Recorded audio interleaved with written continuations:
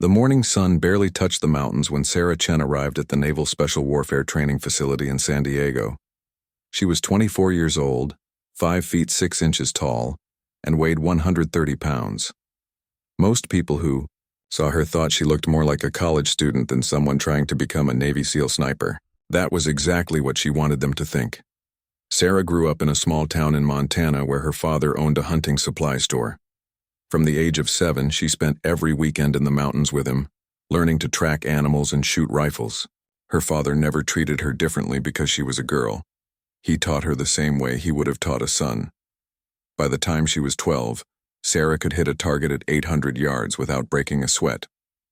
When she turned 18, Sarah joined the Navy. She wanted to serve her country, but she also wanted to prove something to herself. The Navy had only recently opened combat roles to women, and the SEAL program was still mostly closed. But Sarah was patient.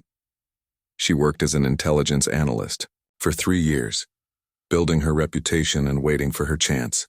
That chance came when the Navy announced a new pilot program. They would allow a small number of women to attempt SEAL training. The requirements were brutal. Candidates had to pass the same physical tests as men, complete underwater demolition training, survive Hell Week, and then qualify for specialized roles. Out of 40 women who started, only 3 made it through the initial phase. Sarah was one of them. Now she stood outside the sniper training building, holding her orders in one hand and her rifle case in the other. The building was old, painted tan to match the desert training grounds behind it. Inside, 12 male candidates were already waiting.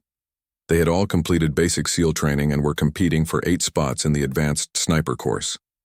Commander James Mitchell ran the program. He was 48 years old, a veteran of 3 wars, and had more confirmed kills than any active SEAL sniper. He had thick gray hair, sharp blue eyes, and a face that looked like it was carved from stone. Mitchell had trained snipers for 15 years, and he had never trained a woman. When Sarah walked into the classroom, every head turned.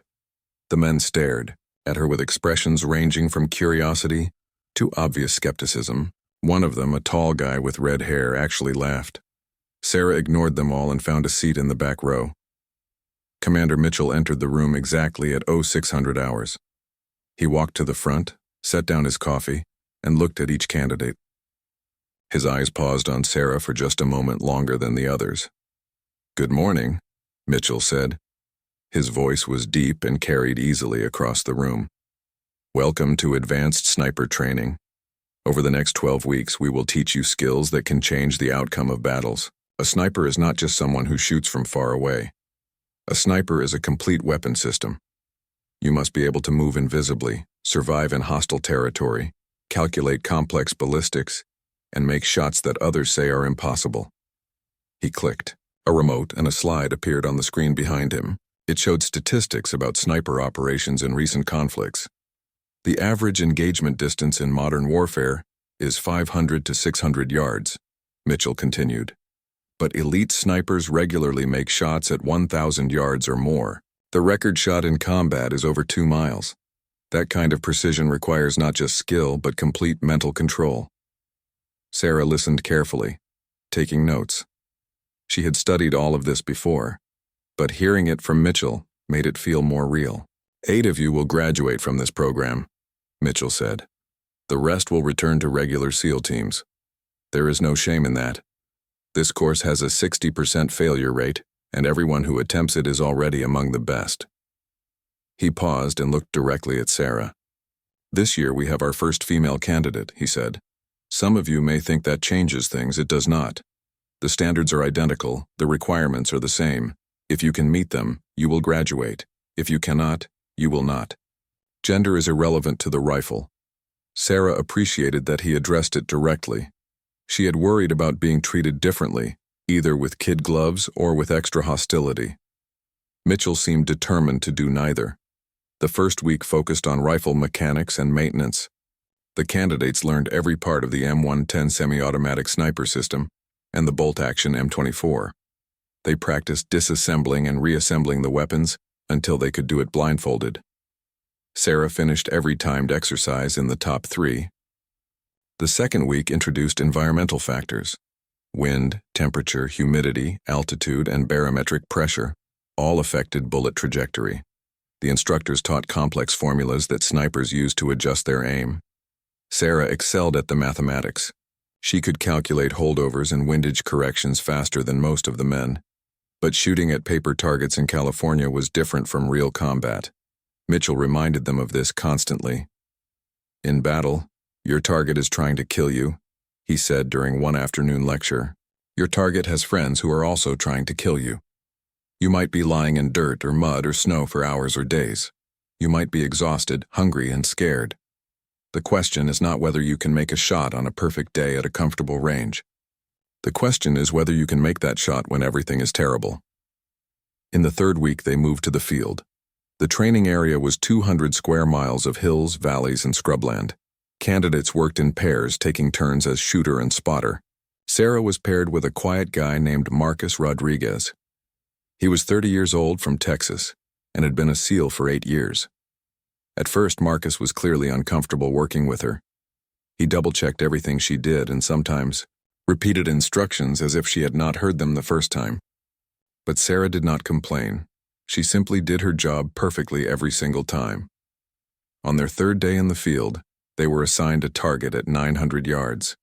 The wind was gusting unpredictably, swirling between the hills. Marcus spotted while Sarah prepared the shot. She calculated the corrections, adjusted her scope, controlled her breathing, and squeezed the trigger. The bullet struck within 2 inches of center mass.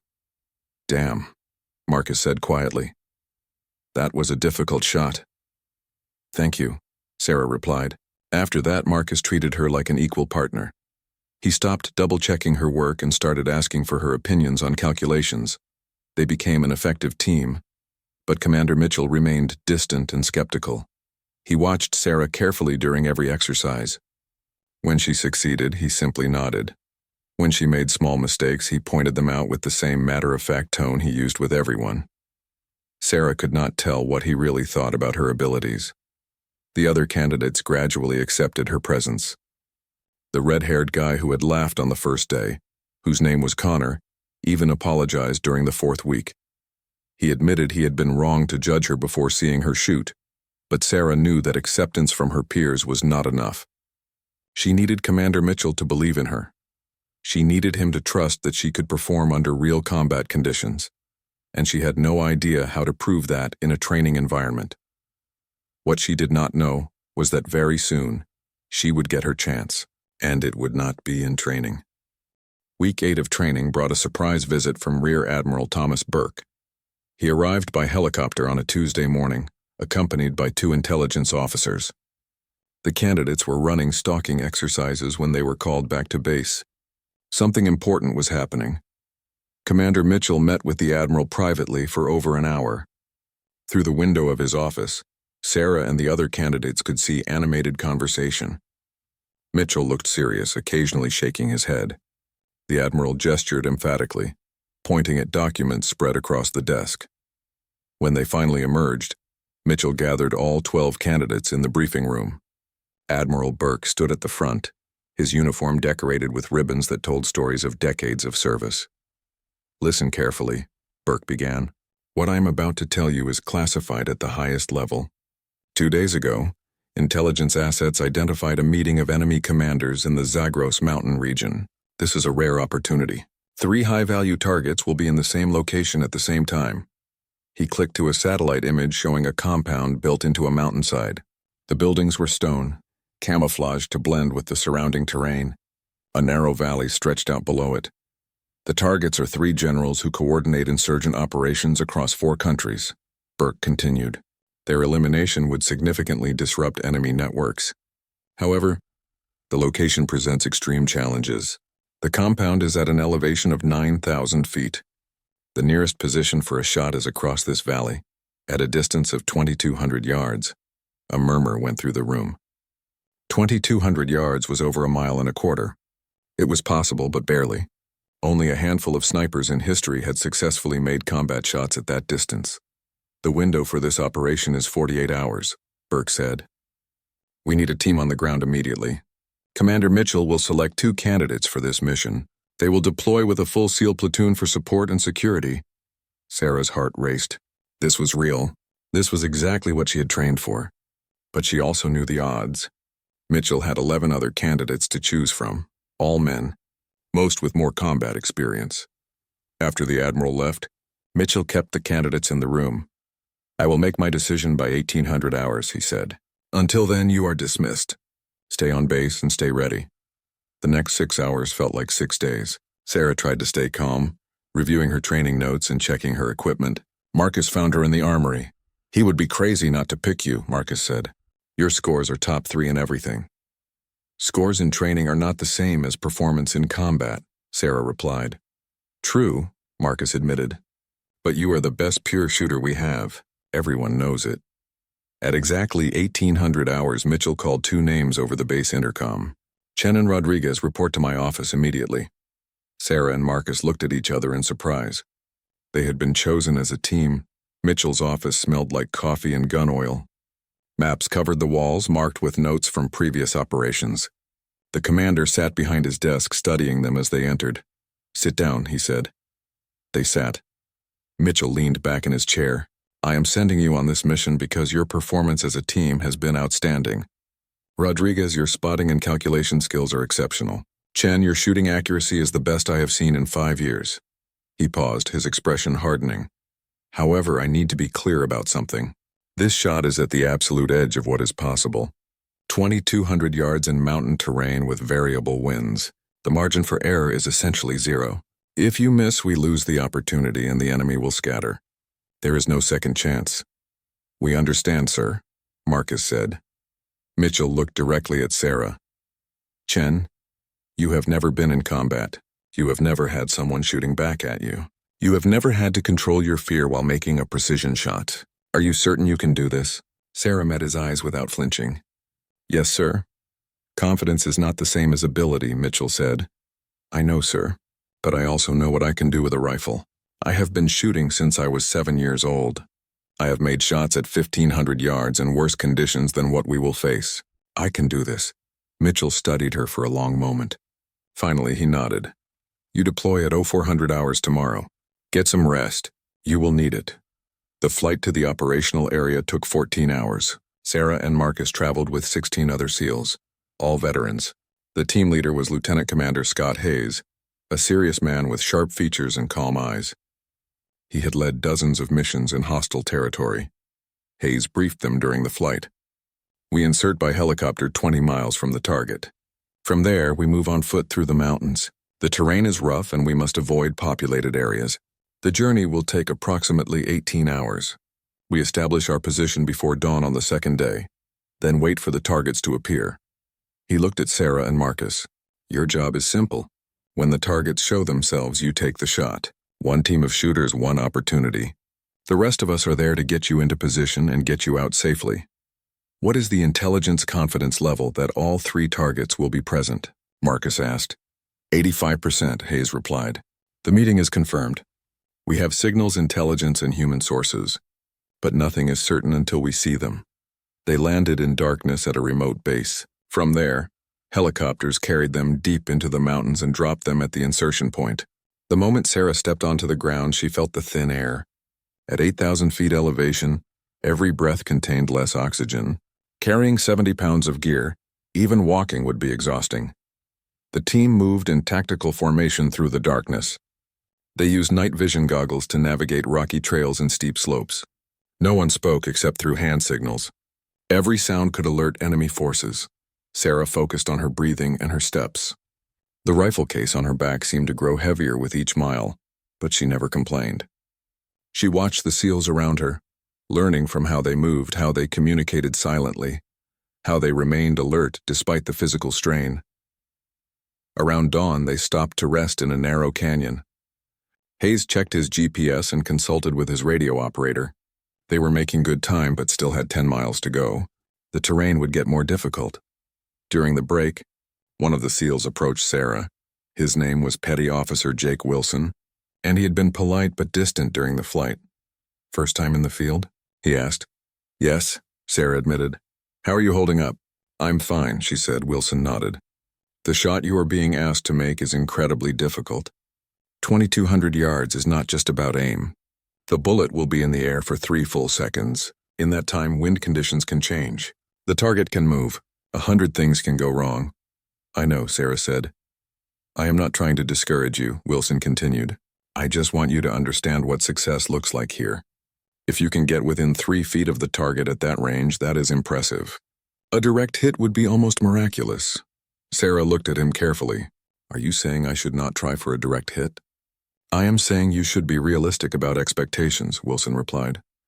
My expectation is to hit what I aim at, Sarah said quietly. That is what snipers do. Wilson smiled slightly. Fair enough. Good luck.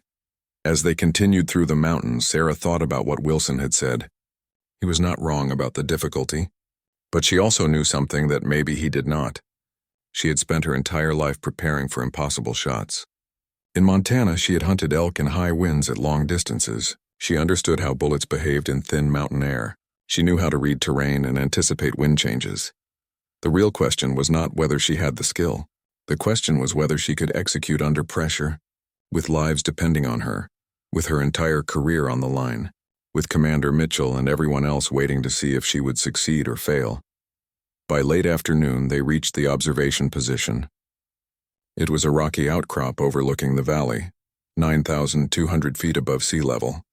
The enemy compound was visible across the valley, built into the opposite mountainside. The distance measured exactly 2,240 yards. The observation position was a natural fortress. Massive boulders provided cover and concealment, while giving a clear view across the valley. Lieutenant Commander Hayes positioned his team strategically, with security elements watching all approaches. 2 medics set up a small aid station behind the rocks. A communications specialist established satellite uplink to relay real-time intelligence.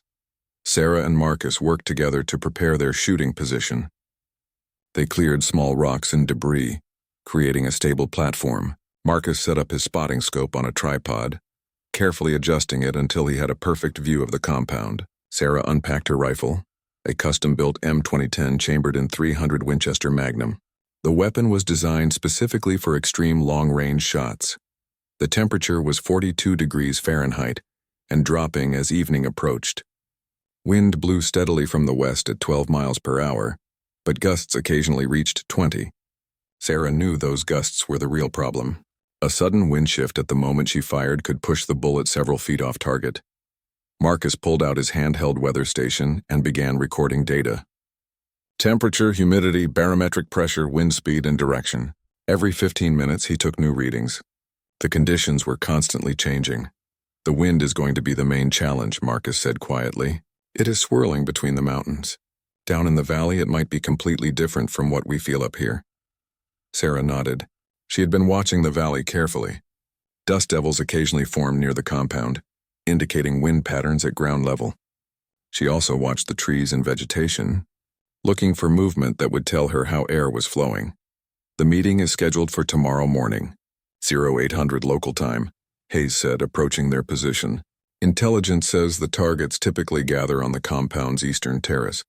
That gives you a clear shot, but it also means they will only be exposed for a limited time, maybe 10 minutes, possibly less. Understood, Sarah said. Hayes crouched beside them. I want to be clear about rules of engagement. You are authorized to fire only when all 3 targets are positively identified and within your sight picture. We need all 3. Taking out just 1 or 2 would alert the others and accomplish nothing. What if they do not all appear at the same time? Marcus asked. Then we wait for another opportunity, Hayes said, or we scrub the mission. Under no circumstances do you take a shot unless all 3 targets are present. That night, the temperature dropped to 30 degrees. Sarah and Marcus took turns sleeping in 2-hour shifts. When Sarah was awake, she studied the compound through night vision, memorizing every detail. The building layout, the distances, the terrain features. She wanted to know that place like she knew her own home. Around midnight, Marcus woke her for her watch shift. The stars above were brilliant in the thin mountain air, thousands of them visible without any light pollution. Sarah had grown up under skies like this in Montana. It made her feel both small and connected to something larger. Cannot sleep? Marcus asked, noticing she was still awake after several minutes. Thinking, Sarah replied. About the shot? About everything. She paused. Do you ever doubt yourself? Marcus considered the question. Every time. Anyone who says they do not doubt themselves is either lying or stupid. Doubt keeps you sharp. It makes you check your work. How do you deal with it? I focus on the process, Marcus said, not the outcome. I cannot control whether the target moves at the last second or whether some freak wind gust appears. But I can control my preparation. I can control my calculations. I can control my breathing. I do those things right, and the outcome takes care of itself. Sarah found that helpful. She had been thinking too much about success or failure, about proving herself, about what everyone would think. Marcus was right. She needed to focus on the process. Dawn arrived cold and clear. The sun rose behind them, casting long shadows across the valley. Sarah ate a protein bar and drank water, forcing herself to consume calories even though her stomach was tight with nervous energy. At 07:30, activity increased at the compound. Through the spotting scope, Marcus observed vehicles arriving. Armed guards positioned themselves around the perimeter. Someone was definitely coming. Multiple vehicles, Marcus reported quietly to Hayes. Security is increasing. Hayes relayed the information back to base via satellite communications. The response came quickly. Intelligence confirmed that signals intercepts indicated all 3 targets were en route. Sarah checked her rifle for the 100th time. The weapon was in perfect condition. She had zeroed it the previous evening using a target at 1,000 yards. At 2,200 yards, she would need to aim several feet above the target to compensate for bullet drop. The bullet would also drift sideways due to wind. Marcus worked through the calculations on his ballistic computer, a small device that considered all environmental factors. The computer provided a firing solution, but it was only a starting point. The real art was in reading conditions and making final adjustments. Range 2,240 yards, Marcus said softly. Wind west at 14 miles per hour. Temperature 45 degrees. Humidity 32%. Barometric pressure 25.8 inches. Bullet drop compensation 322 inches. Wind hold left 4.7 mils. Sarah absorbed the information, converting it into sight picture adjustments. She would aim high and to the left, then let the bullet arc down and drift back to center. In her mind, she traced the bullet's path through the air, imagining how it would fly. At 07:55, 3 black SUVs pulled into the compound. Through the scope, Marcus watched as men emerged. He compared their faces to photographs provided by intelligence. Target 1 is confirmed, Marcus whispered, exiting the first vehicle. Target 1 was General Rashid Hakim, a former military officer who now commanded insurgent forces across 2 countries. He was responsible for dozens of attacks that had killed hundreds of civilians. Target 2 confirmed, Marcus continued. Second vehicle. Target 2 was General Karim Zadeh, an explosives expert who designed the improvised bombs that killed so many soldiers. Intelligence agencies had been hunting him for 5 years. Target 3? Wait, I need better angle. The third man was partially obscured by bodyguards. Marcus watched carefully as the group moved toward the building's eastern terrace. Target 3 confirmed, Marcus finally said. All targets present, but they were not in a position for a shot yet. The men were clustered together, moving, surrounded by security personnel. Sarah needed them stationary and separated enough to identify individuals. The group reached the terrace, a stone platform overlooking the valley. For a moment, everyone stood together in a tight knot. Then they began to spread out. The 3 generals moved to the terrace railing, apparently admiring the view. Their bodyguard stepped back, giving them space. Targets are separating, Marcus said. Wind is steady at 15 miles per hour. Holding stable. Sarah settled into her shooting position. The rifle stock was tight against her shoulder. Her cheek pressed against the rest. Her right hand gripped the stock, finger resting lightly on the trigger. Her left hand supported the forend. She controlled her breathing, taking slow, deep breaths. Through the scope, she could see the 3 men. They were talking, gesturing. In a few moments, they would go inside and the opportunity would be lost. Wind is holding, Marcus said. Range unchanged. You have the shot, but Sarah hesitated. Something was not right. She watched the dust near the compound.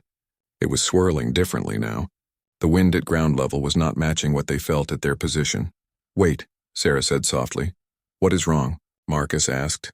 The wind in the valley is different. Watch the dust near the building. Marcus shifted his attention. She was right. The wind patterns were more complex than they had calculated. There was a crosswind component they had not fully accounted for. I need to adjust, Sarah said. The wind is pushing right at their elevation, not left. Are you certain? Marcus asked. Yes. Lieutenant Commander Hayes was listening to the exchange through his communications headset. His voice came through Sarah's earpiece. Chen, intelligence says the meeting will be very brief. If we wait too long, we lose the shot. I understand, sir, Sarah replied. But if I shoot with the wrong wind calculation, I will miss. I need 30 seconds. Hayes did not respond immediately. Sarah knew he was weighing options. Should he order her to take the shot based on the original calculations? Should he trust her judgment even though she was untested in combat? You have 30 seconds, Hayes finally said. Sarah watched the dust patterns, watched the trees, watched everything that could tell her how the air was moving. She made a mental calculation, adjusting her hold based on what she observed. Instead of holding left, she would hold slightly right. It was counterintuitive, the opposite of what the computer had told them, but she trusted what she was seeing. I am ready, Sarah said. Targets are still in position, Marcus confirmed, but they are starting to move back toward the door. Sarah placed the crosshairs on General Hakim, the first target. She compensated for wind and bullet drop, holding slightly right and high. She controlled her breathing, slowing her heart rate. Everything else disappeared. There was only the shot. The rifle recoiled against Sarah's shoulder. The suppressor reduced the sound to a sharp crack that echoed off the rocks around them. Through the scope, she maintained her sight picture, watching as the bullet traveled across the valley. 3 full seconds. That was how long the bullet would be in flight. At 2,200 yards, even a bullet traveling at 2,800 feet per second needed time to cover the distance. 3 seconds felt like an eternity. Sarah did not breathe. She watched through the scope as the bullet traced its invisible arc across the space between mountains. She had done everything right. The calculation was perfect. The trigger squeeze was smooth. Now physics and fate would determine the outcome. Through his spotting scope, Marcus was completely focused on the targets. He saw General Hakim standing at the terrace railing, still talking to the other 2 generals. The man had no idea that death was traveling toward him faster than the speed of sound. Then the bullet arrived. General Hakim's head snapped back violently. He collapsed instantly, dropping like a puppet with cut strings. The 2 other generals stood frozen for a split second, their minds unable to process what had just happened. There had been no sound, no warning. Their companion had simply fallen. But Sarah was already working the bolt, chambering a second round. She did not celebrate. She did not even confirm the hit. There was no time. She had 2 more targets, and they would not stand still for long. Hit confirmed on target 1, Marcus said, his voice absolutely steady.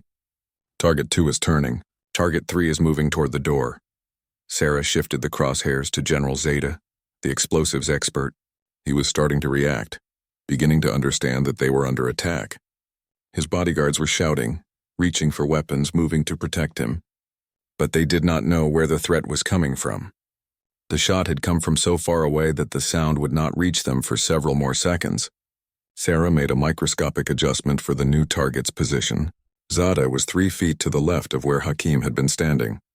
She compensated, held her breath, and squeezed the trigger again. The second shot was even more difficult than the first. Zada was moving, turning toward the building entrance. The bullet would need to lead him slightly, intercepting his path. Sarah had calculated for this, trusting her instincts about his movement speed. Another 3 seconds of flight time. Through the scope, Sarah watched as Zeta took 1 step, then another. The bullet arrived just as he reached the doorway. It struck him in the upper chest, the impact spinning him around before he fell. Target 2 is down, Marcus reported. Target 3 is at the door going inside. General Nasir, the 3rd target, was disappearing into the building. In another second, he would be through the doorway and lost. Sarah would have to shoot through the narrow opening, hitting a moving target that was mostly obscured. It was a shot that even experienced snipers would consider impossible. But Sarah did not think about impossible. She thought about the process. She worked the bolt, chambering her 3rd round. She put the crosshairs on the doorway, leading Nasir's movement. She squeezed the trigger a 3rd time before Nasir fully disappeared from view. The 3rd bullet traveled the same path as the first 2, flying across the valley through thin mountain air. Nasir was at the threshold, 1 foot inside the building, when the bullet caught him. It struck him in the side, the angle difficult but effective. He staggered, grabbed the door frame, and fell backward onto the terrace. For a moment, complete silence filled the observation position. Every SEAL was staring at Sarah and Marcus, processing what had just happened. 3 targets, 3 shots, 3 hits, 2,200 yards, in less than 10 seconds. All 3 targets are down, Marcus said, his voice filled with disbelief. Confirmed kills on all 3. Lieutenant Commander Hayes stood motionless, his binoculars still raised to his eyes. He had seen many impressive shots in his career, but nothing like this. He slowly lowered the binoculars and looked at Sarah. "Chen, did you just make 3 consecutive hits at 2,200 yards on moving targets?" Sarah was already breaking down her rifle, preparing to move. They needed to leave the position immediately. The enemy would not know exactly where the shots came from, but they would start searching. "Yes, sir," she said simply. "How?" Hayes asked. "I adjusted for the valley wind pattern," Sarah explained while working. "The computer calculated based on wind at our elevation, but conditions were different down there. I observed the dust and vegetation movement, made corrections, and took the shots." Hayes shook his head in amazement. "Rodriguez, confirm those measurements. I need exact data for the report." Marcus was already recording everything. Range 2,240 yards. Wind, variable between 12 and 17 miles per hour with crosswind components. All 3 targets hit within 5 seconds of initial shot. First target was stationary, second target was walking, third target was entering doorway. Back at the compound, chaos had erupted. Bodyguards were shouting, running in all directions.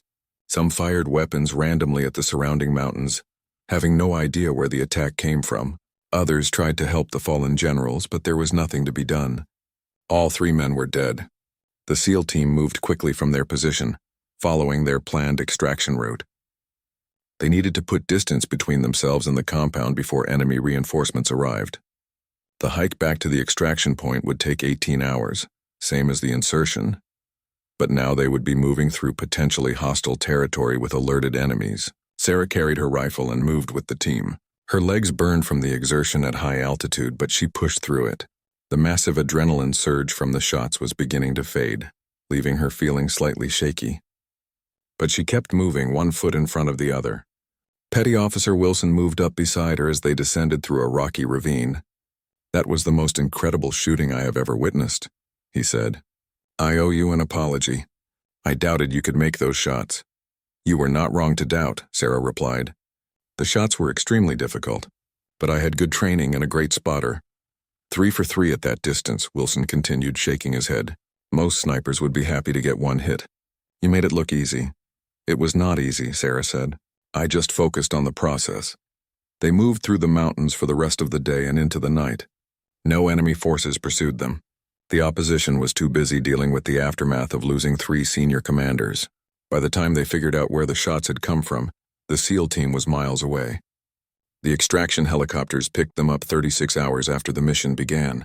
Sarah collapsed into a seat, finally allowing herself to feel the exhaustion. Marcus sat beside her, looking equally drained. "You know what this means," Marcus said.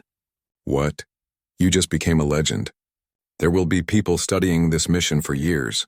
3 generals, 1 sniper, 1 impossible shot sequence." Sarah had not thought about it that way. She had been focused on the mission, on doing her job, on proving she belonged. Now that it was over, the magnitude of what had happened began to sink in. Back at the base, Admiral Burke was waiting. He met them as they stepped off the helicopter, his face showing rare emotion. "I have been in the Navy for 32 years, Burke said. "I have seen thousands of missions and worked with hundreds of snipers. What you did today was extraordinary. Those 3 men were responsible for countless deaths. You just saved more lives than you will ever know." Sarah did not know how to respond to that. She simply nodded. "Commander Mitchell is waiting for you in the operations center," Burke continued. He watched the whole thing via satellite feed. "I think he wants to talk to you." Sarah found Mitchell in a small office, staring at a computer screen that showed a frozen satellite image of the compound. He looked up when she entered. "Sit down, Chen," he said. Sarah sat. She had no idea what he was going to say. Was he angry that she had ignored the computer calculations? Was he going to criticize her for taking risks? Mitchell studied her for a long moment. Then his stern expression softened slightly. "When I selected you for this mission, I had doubts," he said. "I wondered if you could perform under pressure. I wondered if your training scores would translate to real-world success. I wondered if I was making a mistake. He paused. I was wrong to doubt you. What you did today was not luck. It was skill, intelligence, and courage. You saw something the computers missed. You trusted your observations over technology. That is what separates good snipers from great ones. Sarah felt relief wash over her. She had not realized how much she needed to hear those words from Mitchell. Thank you, sir, she said. Do not thank me yet, Mitchell replied. You still have 4 weeks of training left. And now everyone will be watching you even more closely. Success brings its own pressures. I understand, sir. Mitchell stood up and extended his hand. Sarah shook it, feeling the strength in his grip. Welcome to the Brotherhood, Mitchell said. You earned it. News of the mission spread quickly through the military community, though the details remained classified. Sarah returned to training, but everything had changed. The other candidates now looked at her with genuine respect. Even Connor, who had laughed at her on the first day, approached her for advice on wind-reading techniques. The remaining 4 weeks of sniper school were intense. Mitchell pushed everyone harder, knowing that half the class would still fail to graduate. But for Sarah, the pressure felt different now. She had proven herself in the most extreme circumstances possible.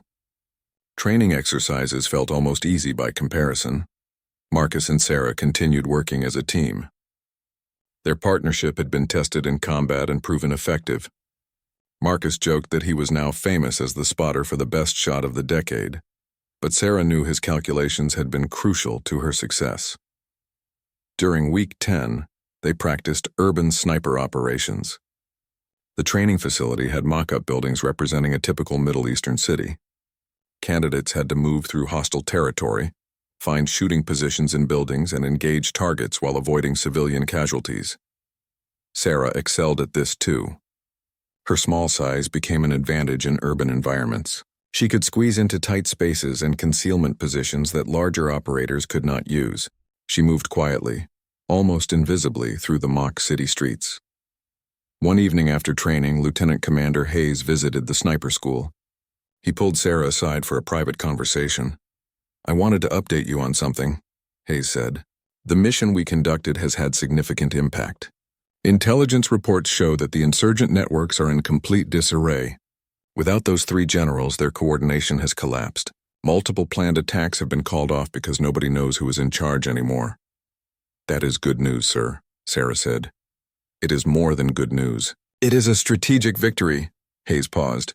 There is something else you should know. The decision to send you on that mission was controversial. Some senior officers thought it was too risky to deploy an untested female sniper on such a critical operation. They pressured Admiral Burke to choose someone else.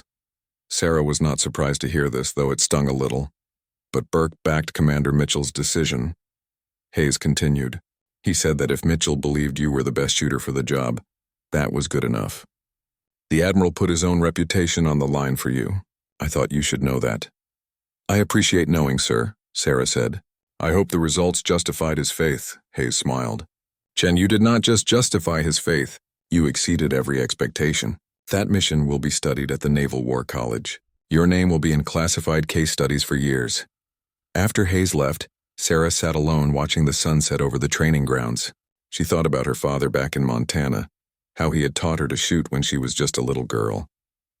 He had told her that being good with a rifle was about patience, discipline, and respect for the weapon. Those lessons had carried her through everything.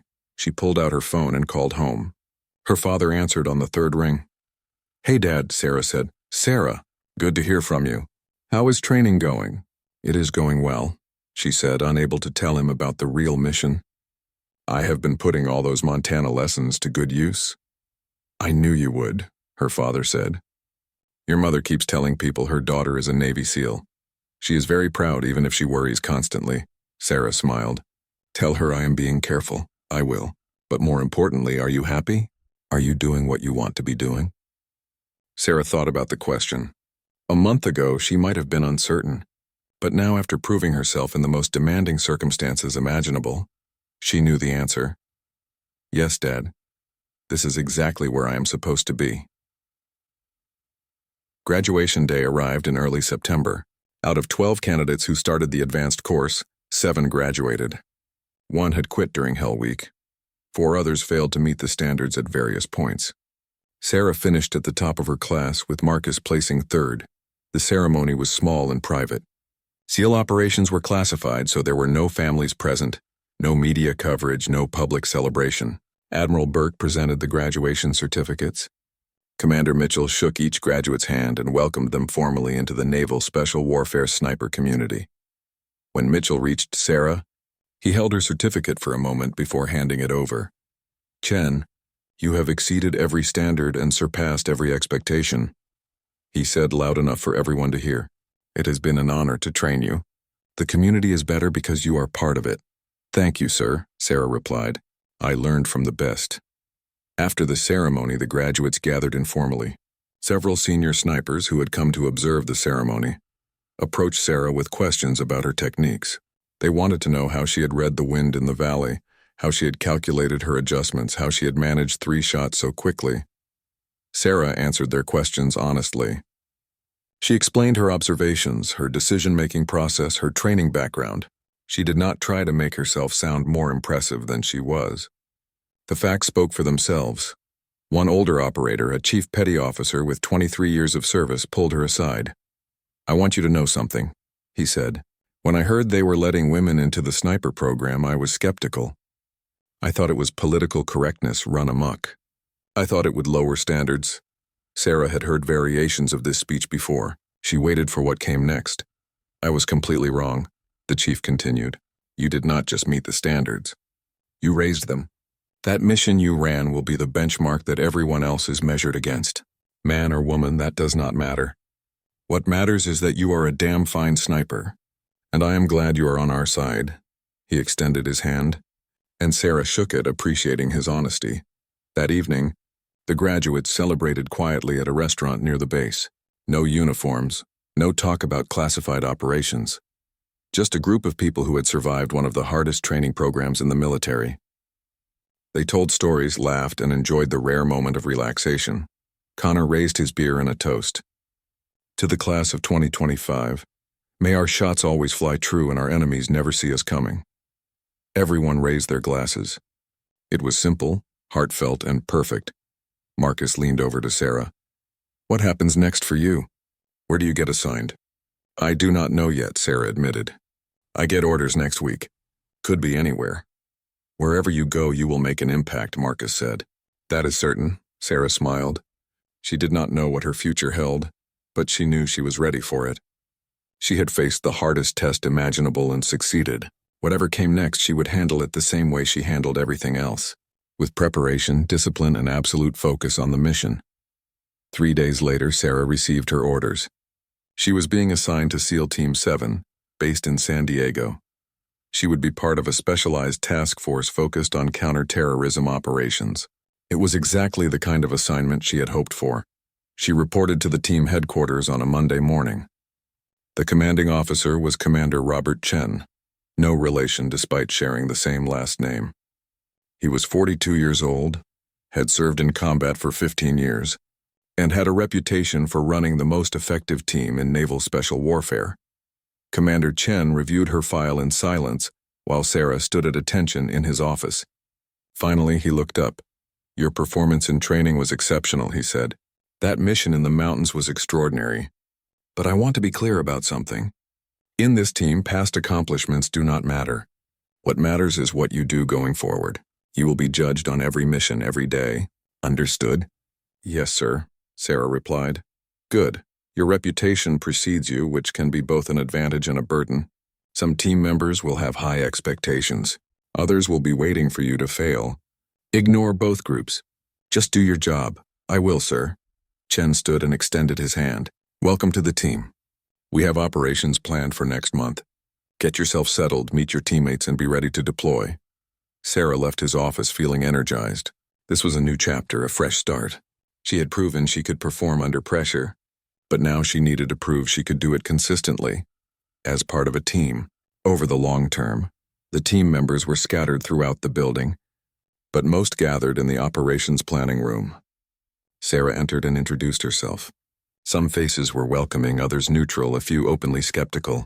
She did not take it personally. Trust in special operations teams was earned through shared experiences, not through reputation. One operator, a senior chief named David Martinez, approached her after the initial introductions. "I heard about your shot in the mountains," Martinez said. "3 targets, 2,200 yards. That true?" "Yes, Chief," Sarah replied. "How long you been a SEAL?" "I graduated basic training 8 months ago." "Sniper school 3 days ago?" Martinez nodded slowly. "So you are very new, very inexperienced, and very famous. That is a difficult combination." Sarah understood what Martinez was really saying. Her fame could create resentment among operators who had been working for years without recognition. She needed to be careful, humble, and focused on the team rather than herself. "I understand, Chief," Sarah said. "I am here to learn and contribute. I know I have a lot to prove." Martinez studied her for a moment, then his expression softened. "Good answer. Stay humble, work hard, and you will do fine. This team takes care of people who put in the effort."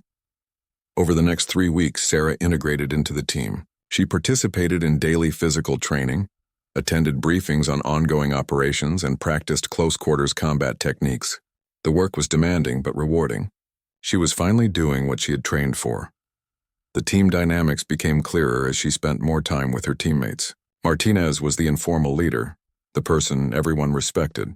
A young lieutenant named Brad Stevens was enthusiastic but inexperienced. 2 communications specialists, Johnson and Park, kept the team connected during operations. A combat medic named Lopez could work miracles with limited supplies. Sarah's role was specifically as a precision marksman. When the team needed to engage targets at distance, she would provide that capability. But SEAL teams were small and flexible, so everyone needed multiple skills. Sarah trained on breaching doors, clearing buildings, treating casualties, and handling communications equipment.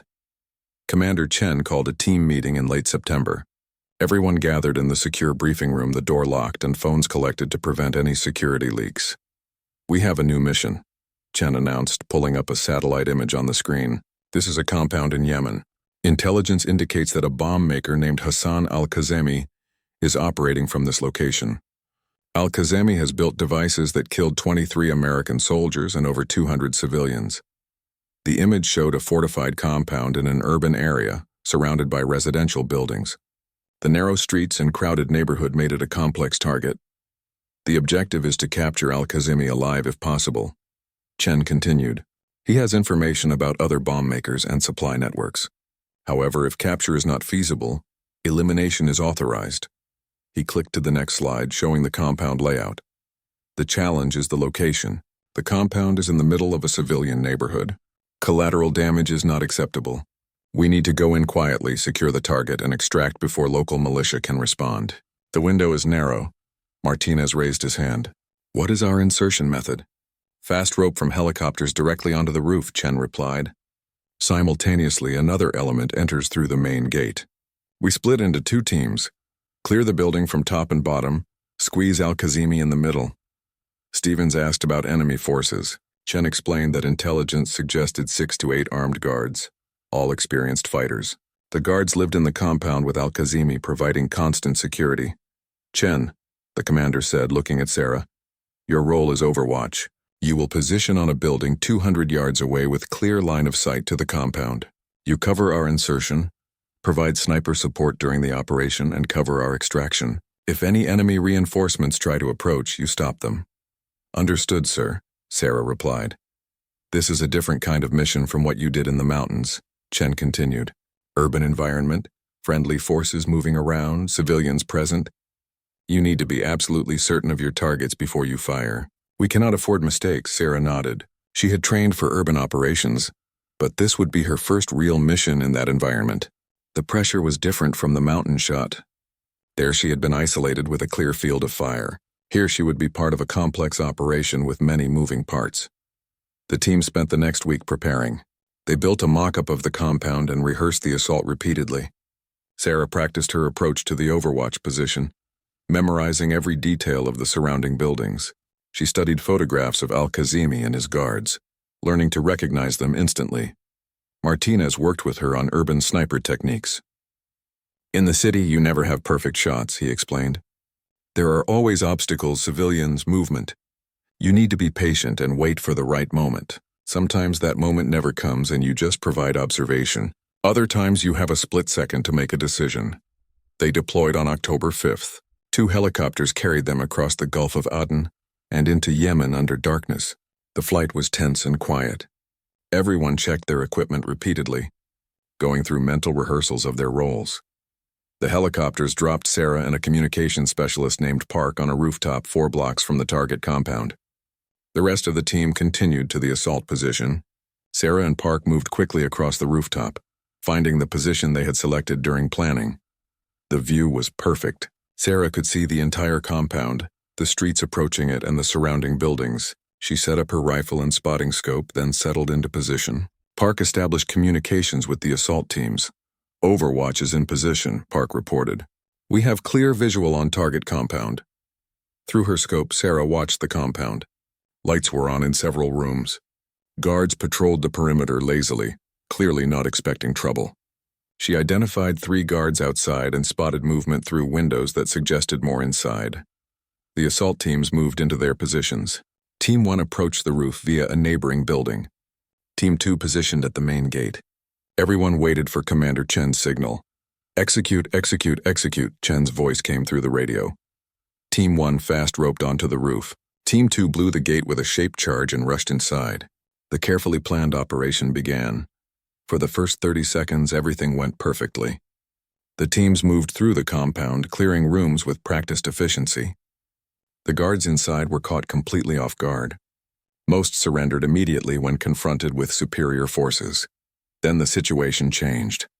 A guard on the upper floor opened fire, hitting one of the SEALs in the leg. The wounded operator went down and his teammates returned fire. The guard retreated deeper into the building, still shooting. "Overwatch, we need eyes on the upper floor," Chen called. "We have 1 hostile remaining, armed and dangerous." Sarah shifted her scope to the upper windows.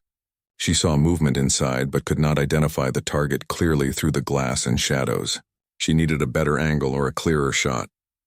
Then the guard appeared at a window, leaning out with an AK-47. He was firing down at the courtyard where several SEALs were positioned. Sarah put the crosshairs on him immediately, but something was wrong. Through the scope, she saw that the guard was young, maybe 17 or 18. He was terrified, firing wildly without aiming. More importantly, she noticed something else. A woman and 2 children were visible in the room behind him, cowering in the corner. "I have the shot, but there are civilians in the room," Sarah reported calmly. "Can you take the shot without endangering them?" Chen asked. Sarah calculated quickly. The guard was partially outside the window. If she hit him in the upper body, he would fall backward into the room, possibly landing near the civilians. If she missed, the bullet would enter the room. But if she did nothing, he would continue firing at her teammates. "Affirmative, I can make the shot," Sarah replied. She adjusted her aim, targeting the guard's head rather than his body. It was a smaller target, but it guaranteed he would drop without falling into the room. At 200 yards, it was a shot she could make reliably. Sarah controlled her breathing, steadied her aim, and fired. The suppressed shot made little noise. The guard dropped immediately, falling forward out the window rather than backward.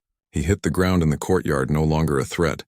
"Target eliminated," Sarah reported.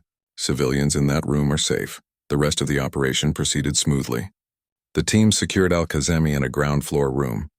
He tried to reach for a detonator, but Lopez shot him in the hand before he could activate it. The bomb maker was zip-tied, searched, and prepared for extraction. "All teams prepare for extraction," Chen ordered. "We move in 2 minutes." Sarah continued watching the surrounding streets. She spotted a vehicle approaching at high speed, clearly responding to the sounds of the assault. Inside the vehicle, she could see armed men preparing weapons. "Hostile vehicle approaching from the south," Sarah reported. "4 armed individuals. Stop them," Chen ordered. "We need time to extract." Sarah shifted her aim to the vehicle. She could shoot the driver, but that might cause a crash that could injure civilians on the streets. Instead, she aimed at the vehicle's engine block. 2 quick shots disabled the vehicle, forcing it to roll to a stop 3 blocks away. The armed men inside scrambled out, confused and unable to reach the compound in time. The SEAL teams extracted successfully with their prisoner. Helicopters picked them up from a landing zone 2 blocks away. Within 10 minutes of the initial assault, they were airborne and heading back to base.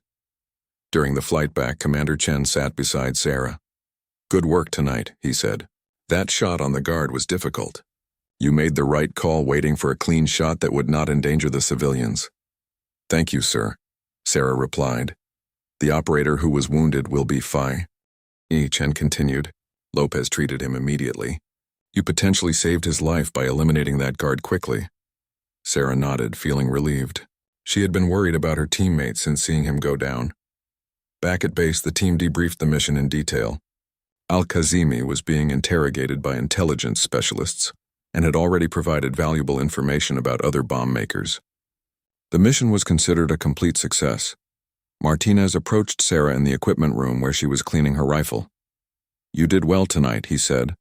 That was smart thinking, shooting the guard through the window at an angle that kept the civilians safe. A lot of snipers would have just taken the center mass shot and worried about consequences later.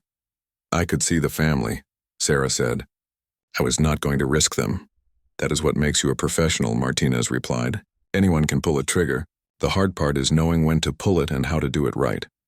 Over the next 6 months, Sarah participated in 17 more missions with SEAL Team 7. Each one was different. Some were quick raids like the Al-Kazimi operation. Others were extended reconnaissance missions lasting days. A few were humanitarian operations, protecting aid workers in dangerous areas. Sarah's role evolved beyond just sniper work. She became an integral part of the team, contributing to planning, providing intelligence analysis, and supporting operations in multiple ways. Her small size and ability to move quietly made her valuable for reconnaissance. Her analytical mind helped solve tactical problems. The team grew to trust her completely. The initial skepticism disappeared, replaced by respect earned through consistent performance. Martinez began asking her opinion on mission planning. Stevens sought her advice on sniper techniques. Even Commander Chen relied on her assessments of difficult shots. In March, Sarah received an unexpected visitor. Commander Mitchell flew to San Diego specifically to meet with her. They sat in a quiet office away from the team spaces. I wanted to check on how you were doing, Mitchell said. Your reports have been excellent, but I wanted to hear it from you directly. I am doing well, sir, Sarah replied honestly. The team is great. The work is challenging but rewarding. I have been following your missions, Mitchell said. 17 operations, 0 mistakes, multiple lives saved. You have exceeded every expectation. He paused, choosing his words carefully. There is something I want to discuss with you. The Navy is expanding the sniper training program. They want to bring in more female candidates and need experienced instructors. Your name has been suggested to help train the next generation. Sarah was surprised. She had not considered becoming an instructor. She was only 25 years old and had been operational for less than a year. I appreciate the consideration, sir, but I feel like I still have a lot to learn in the field, Sarah said. Mitchell smiled. That is exactly the right answer. You are not ready to be an instructor yet. You need more operational experience first, but in a few years I hope you will consider it. The program needs people who understand what it takes to succeed, people who can inspire others. I will definitely consider it when the time is right, Sarah promised. After Mitchell left, Sarah thought about the conversation. She realized that her journey had become bigger than just her own success. Other women were watching, hoping to follow a similar path. She had a responsibility to do her job well, not just for herself, but for everyone who came after. That summer, Sarah was promoted to Petty Officer Second Class. The promotion came with a small pay increase and, more importantly, with greater responsibility. She began mentoring junior team members, sharing the lessons she had learned. One evening in July, the team gathered at Martinez's house for a barbecue. It was rare downtime, a chance to relax away from base. Kids ran around the yard. Spouses talked and laughed. For a few hours, they were just normal people, not warriors. Stevens sat beside Sarah on the porch watching the sunset. Can I ask you something personal? Stevens said. Sure, Sarah replied. Do you ever think about that shot? The 3 generals? Sarah nodded. All the time. Does it bother you? Knowing you killed 3 people? Sarah considered the question carefully. It would bother me if I thought I had done something wrong, but those men were responsible for hundreds of deaths. They were planning more attacks. What I did saved lives. I can live with that. But taking a life is still taking a life, Stevens pressed. Yes, it is, Sarah agreed, and I do not take it lightly. Every time I pull the trigger, I think about the consequences. But I also think about my teammates who depend on me. I think about the innocent people those targets would have hurt. War is ugly, and the choices are never perfect. But some choices are clearly better than others. Stevens nodded thoughtfully. He was young and still wrestling with the moral complexities of their work. Sarah remembered feeling the same way not long ago. For what it is worth, Sarah added, the doubt you are feeling is healthy. If this job ever becomes easy or thoughtless, that is when you need to worry. The conversation shifted to lighter topics, but Sarah continued thinking about what Stevens had asked. She had changed since that morning in the mountains. She was more confident, more capable, but also more aware of the weight of her responsibilities. In August, Commander Chen called Sarah into his office with unexpected news. I am being reassigned to a training command, Chen said. My replacement will be here next month. Before I leave, I wanted to tell you something. He pulled out her personnel file and opened it. When you were first assigned to this team, I had reservations, Chen admitted. Not about your skills, but about whether the team would accept you. Integration is always difficult, especially in small, tight-knit units. I sense that, sir, Sarah said. You handled it perfectly, Chen continued. You did not demand acceptance. You earned it. You were humble, hardworking, and professional. You became part of the team through your actions. That is leadership even if you did not have the rank. He closed the file and looked at her directly. I am recommending you for advancement to lead petty officer. You are young for that role, but you are ready. This team needs people who can think strategically, perform under pressure, and inspire others. You are all three. Sarah was stunned. Lead petty officer meant more responsibility, more authority, and more visibility. It was a significant step in her career. Thank you, sir, she managed to say. I will do my best to live up to that trust. I know you will, Chen replied. A month later, the new commanding officer arrived. Commander Sarah Washington was 45 years old, an experienced operator and the first female commander of a SEAL team. Her appointment was controversial in some circles, but her record was impeccable. Washington called Sarah into her office on her second day. I read your file, Washington said without preamble. Impressive record. That shot in the mountains was extraordinary. Thank you, ma'am, Sarah replied. But I want to be clear about something, Washington continued. I did not request you on my team because you are female. I requested you because you are one of the best snipers in naval special warfare. Your gender is irrelevant to me. What matters is your performance, I understand, ma'am. Washington smiled. Good. Now I have a question for you.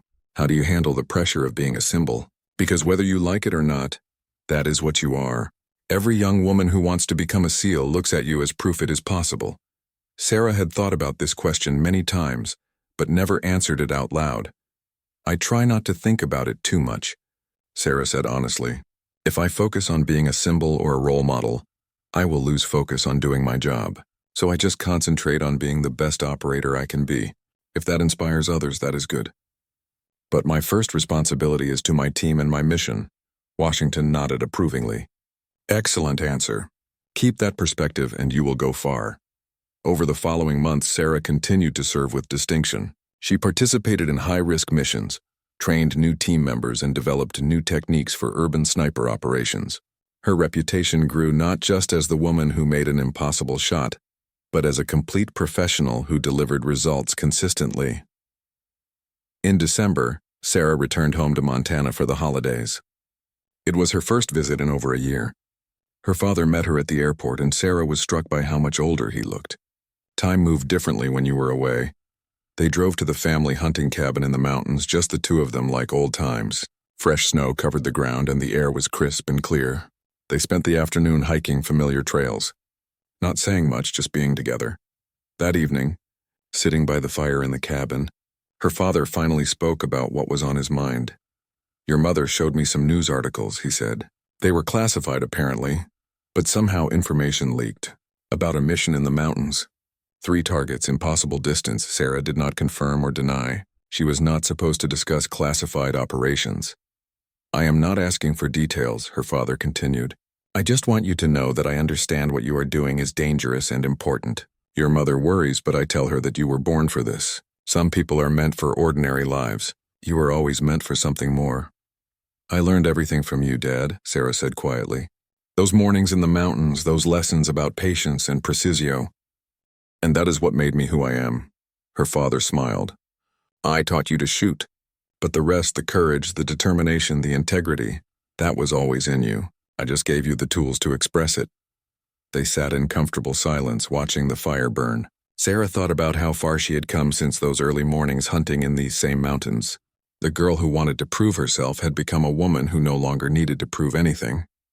She knew her own worth. She knew her capabilities. She knew she belonged.